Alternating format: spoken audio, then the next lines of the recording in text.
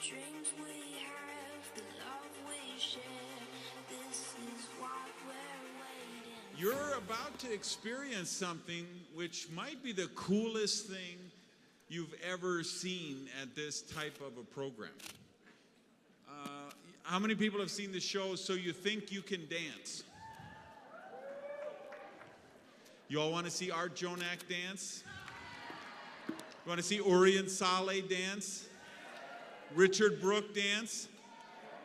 You're not going to see any of that. You're me? What you're going to see is So You Think You Can Sponsor. And this is really going to be fascinating because this is a kind of a customized version of hot seats that you're going to be a part of. We've got 6 very talented, very brave volunteers who are given 3 minutes to give you their best chunk of an opportunity meeting, a generic opportunity meeting about the benefits of our profession and network marketing. There will be 4 mentors up here on this end of the stage over there. So we're going to bring them up, and here's the context. All of you guys are part of this process because you're the audience at the opportunity meeting.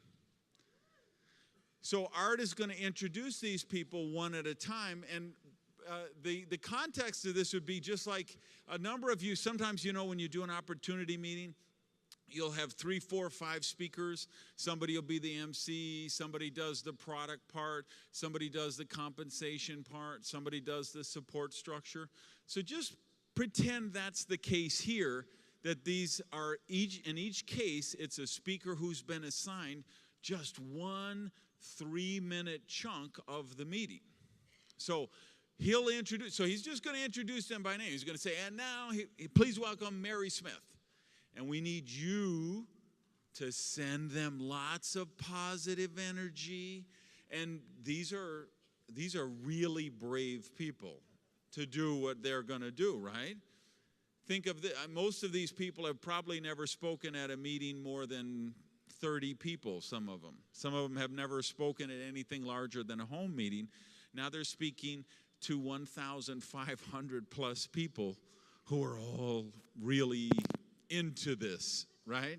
So I need you to give them some love because we're going to be mean to them. We're going to be tough on them because our job is to help them get better. And our job is really, and I'm joking when I say we're going to be mean to them. Probably Sarah Robbins, she might be really mean to them because she's, you know, not everybody's as sweet and gentle as me, right?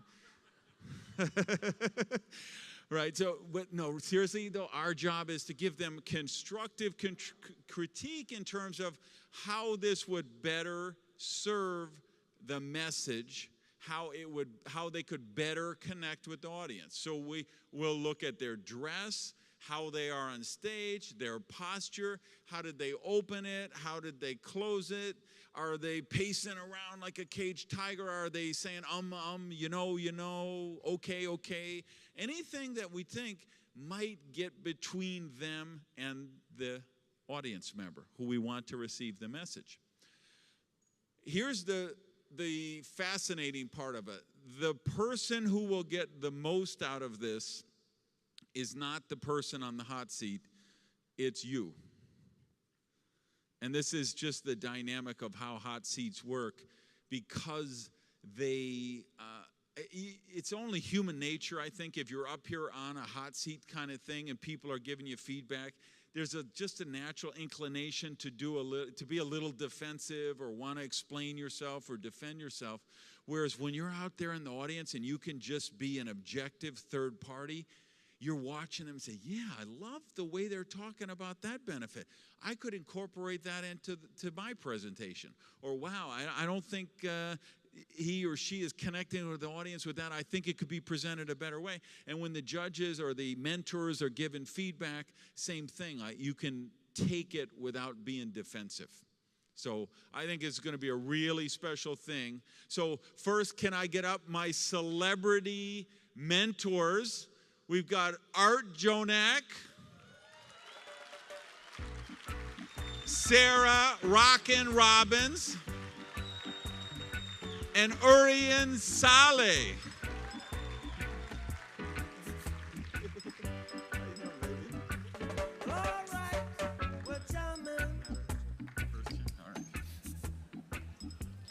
Going to give this to, so he's going to be calling the people up, and so there you pretend what has happened is, you know, we're in Detroit, Michigan. It's an opportunity meeting. It's 7:47 p.m. A couple of people have spoken, and now he's probably just finished the product section, and he's introducing the person who's coming after them, or he's done the intro and he's introducing the person who's going to talk about the benefits of the business. Yeah, so at any point in time, this is going to come up. You can think it's a home meeting. You can think it's a live opportunity meeting. It could be a one-on-one conversation. At some point, these segments are something we're probably going to need. All right, let's bring up our next brave volunteer. We've got Summer Geronimo. Come on up.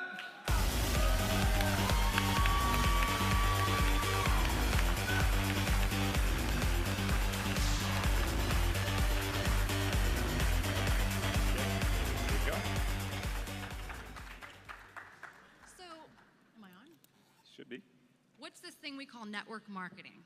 Network marketing is something that allows you to create the lifestyle that will bring you more income than the highest paid professional you know. It's something that allows you to do what you want, when you want, in the fashion that you want to do it in. Well, that's great, Summer. Well, what are we doing? Basically, when a company comes to market, they need to get the word out about their product or service. So typically, they have a certain percentage of their advertising dollars that's set out for billboards or radio, maybe a Super Bowl commercial. What we're doing is we're simply taking those advertising dollars, and instead of doing all of that stuff that really we don't believe, they pay it to us, to people that are out in the field, that are using those products or services, that can give our recommendation to our friends or family. And you know what? They pay us very, very well. In fact, let me tell you about a few of my friends that have been paid very, very well to do exactly that. My friend Danielle recently became a single mom. Husband actually took off, and she had to worry about how to put food on the table for her kids. It's through this industry that she was able to not only provide for her kids, provide an amazing lifestyle, but she didn't have to go back to work, and she was able to spend time with her family. Or what about my other friend, Andy?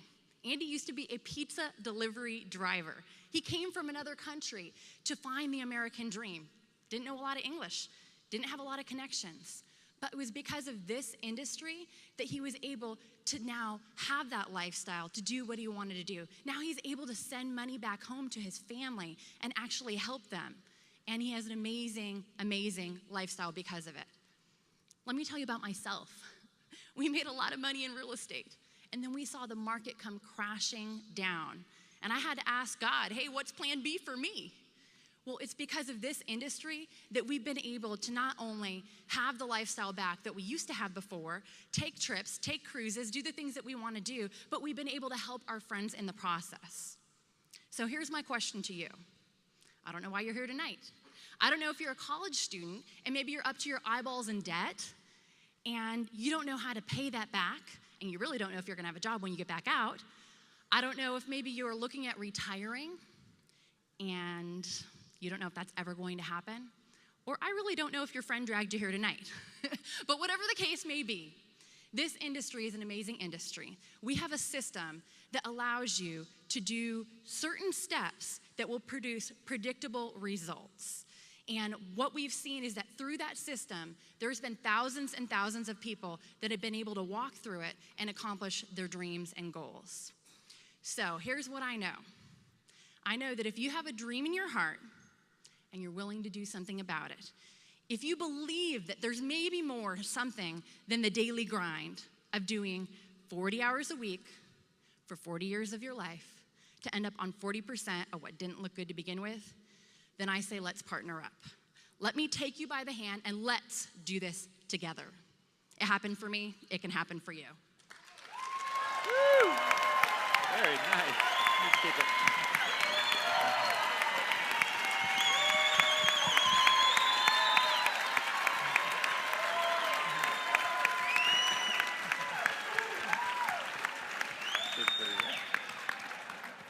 I'm listening. No, I want to go first. You want to go first? Yeah, Go so then I first. can say, yes, positive things.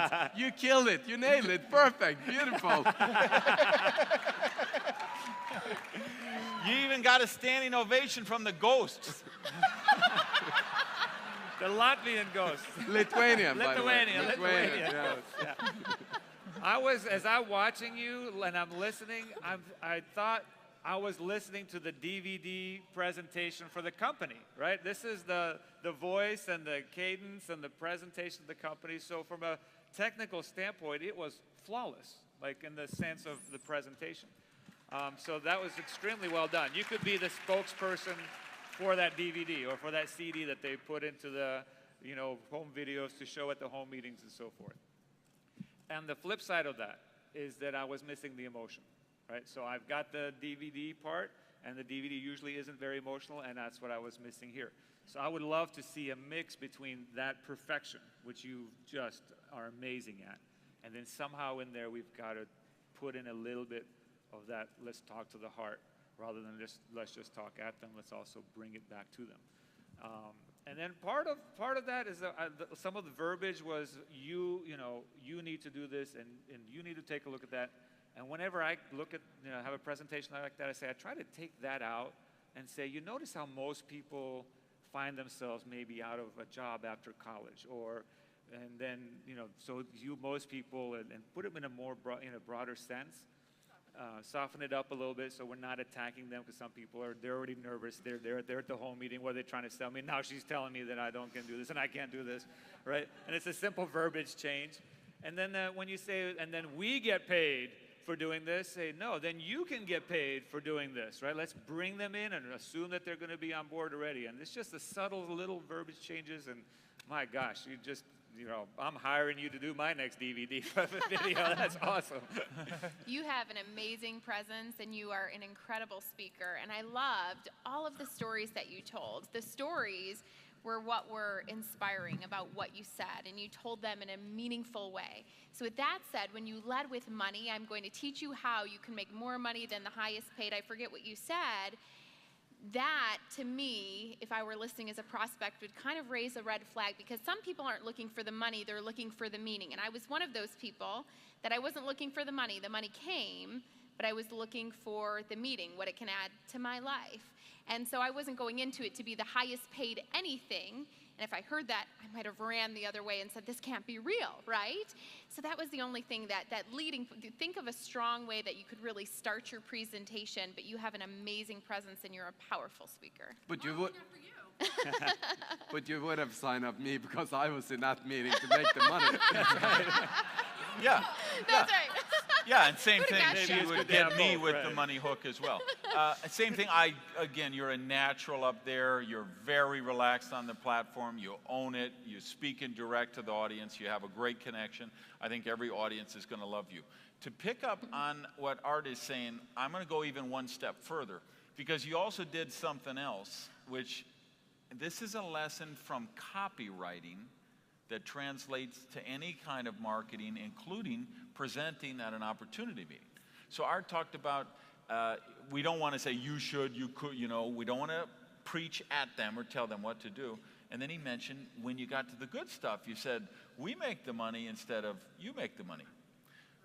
Yeah, so that's what he picked up on. I want to go one step further, that when you were talking about the other benefits, you talked about it in what I call encyclopedia copy, or third-person copy, meaning people get and it's available to people, that kind of language, where that's always when it's got to be you get, you get, you get. You get a free car, you can win a trip to Hawaii, you can build monthly residual income, you can have joy and fun and seasons in the sun, right? Everything's you.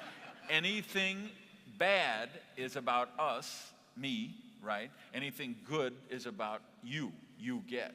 So just think of that. And the other thing is, I want you to grab the attention, and this is for all speakers, every meeting, anywhere. You come out, you're introducing, the crowd is staying, and the applause is just dying down. You started to talk, and of course the mic wasn't on yet. That happens all the time. We have to be ready for that. Usually when I'm waiting to get introduced, I'm just going to tap my mic just a couple, if I hear a click that won't distract, but I'll know that the mic is on. If not, I can start doing that. She couldn't do that here because she got handed a mic, right? But what I want you to do, which will help in this situation, is anytime you get introduced, the applause finishes, I want you to wait 3 seconds before you speak. Now, this is going to seem like an hour and a half the first time you do that, okay, if you've ever done this. And what's going to happen is the audience is going to get concerned for you. And they're going to say, is she having a breakdown? Did she forget what she has to say? Is she not trained for this? And they will lean forward and they will start sending you energy and they're going to connect with you. And then I want you to make a statement, a bold statement, a provocative statement, a powerful statement, or ask a provocative question. Pause. And so that 3 seconds, that's going to give the sound guy a minute to wake up and realize, oh, I better turn on the mic for this speaker. And again, and if it doesn't work, you go with it, right? We don't want to hear, is this mic on? We can look over and say, bring the audience into it because they're watching it. Or, let me try this again, right? And go with that statement and command. But you see, once you got into it, again, you're just a natural, connected with the audience, really good. And like Art says, give them, well, maybe it was you. I think it was Art who said, give me a little more of the personal connection, emotion, so that, because that's what's going to really move people. And I just want to, clap for Randy. He needs No. Don't be pandering to me. Don't be pandering to me. Just wanted to pick up on one of the things that Randy said, because it was actually a big note that I did in one of my first classes with Randy, where he was teaching us to speak. And that is that when the audience gets the feeling that you don't know what to do, well, the audience wants you to succeed. So because the worst thing is to sit through a long meeting where the speaker isn't succeeding. So everybody wants you to succeed, and that is making it magical. And then, as I loved your presentation, you got a standing ovation. The first sentence, yes, make it bold, make it powerful, because then they'll connect more immediately. And maybe then Art even would feel your heart, which I did perfectly. But great job. Great job. For a big hand. Thank you.